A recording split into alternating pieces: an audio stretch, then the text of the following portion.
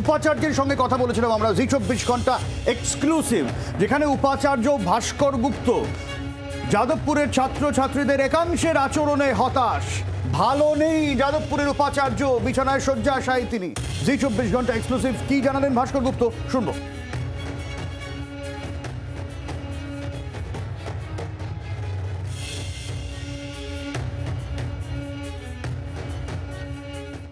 কেমন আছেন আপনি?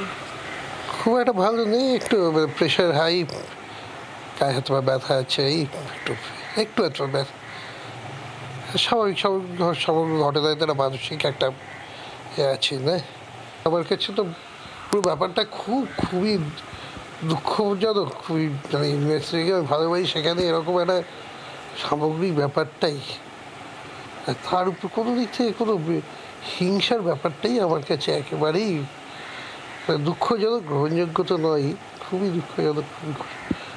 সেই জন্যই খারাপ তো লাগবেই। তাই হয়তো মানসিক চাপটাও এখানে করতে পারে, কিছু কাজ করেছে। আমি এখন তো শুনছি যে অনেকে আমার নামে অনেক অভিযোগ করছে, অভিযোগ দায়ের হয়েছে। আমি এই ছাত্র একজন তৎক্ষণাৎ আমি যখনই খবর পেলাম ছাত্র গুরুতর আহত, আমি হাসপাতালে গেলাম দেখতে, তাতে আমার উপর কয়েকজন চড়াও হয়ে এলো। পরে বুঝলো না, শত্রুপক্ষ টাউনে নিল আমাকে। সবটা মিলিয়েই মনে দুঃখ তো লাগেই। শ্রেয়সী আমাদের প্রতিনিধি এই মুহূর্তে আমাদের সঙ্গে রয়েছেন। শ্রেয়সী, উপাচার্য ভালো নেই তিনি জানাচ্ছেন, শয্যাশায়ী হয়ে পড়েছেন, আর এখানেই প্রশ্ন, তাহলে কি করবেন পরবর্তীতে?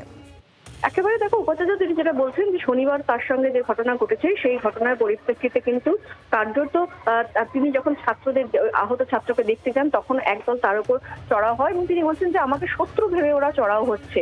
ফলে সেই তার পরবর্তীকালেই কিন্তু কার্যত তিনি অসুস্থ বোধ করেন এবং এই মুহূর্তে ডাক্তারের পরামর্শ তিনি বাড়িতে আছেন। তিনি স্পষ্টত বলছেন যে ছাত্র যে আহত হয়েছে সেই ঘটনা যেরকম ঠিক নয়, ঠিক তেমনই কিন্তু এটাও তিনি বলছেন যে এক্ষেত্রে শিক্ষামন্ত্রীর সঙ্গে যে ঘটনা ঘটেছে সেটাও কিন্তু একেবারে ঠিক নয়। ফলে সার্বিকভাবে সমস্ত কিছু নিরিখে এই মুহূর্তে তিনি অসুস্থ হয়ে তিনি বাড়িতে রয়েছেন এবং এই মুহূর্তে কিন্তু যেটা তিনি বারবার করে বলছেন যে এক্ষেত্রে আলাপ আলোচনার মাধ্যমেই কিন্তু যে কোনো সমস্যার সমাধান করতে হয়। তো বিশ্ববিদ্যালয়ে যে পরিস্থিতি তৈরি হয়েছে বা যে ঘটনা ঘটেছিল সেদিনকে, সেটা কিন্তু মোটেই কাম্য নয়, সেটাও তিনি বলছেন। অনেক ধন্যবাদ শ্রেয়সী। আরো কি বলেছেন যাদবপুরের উপাচার্য, শুনবো। ছেলেটিকে, আর আপনি তো নিজেই অসুস্থ হয়ে রয়েছেন, আপনি ছেলেটিকে কি আর দেখতে যেতে পারবেন? মানে সেদিনকে গিয়েছিল, আমি একটু সুস্থ হলেই মানে বলবো যে একটু ডাক্তাররা আমাকে ছাড়পত্র দিলে পরে অবশ্যই যাওয়ার ইচ্ছা আছে আমার, যে যেভাবেই সে আহত হয়ে থাকুক না কেন, হওয়াটা তো খারাপ লেগেছে আমার, সেটা তো যেতে হবে। আর ছাত্র তো আমাদের। বাংলার আওয়াজ, বাঙালির আবেগ, জি24 ঘন্টা।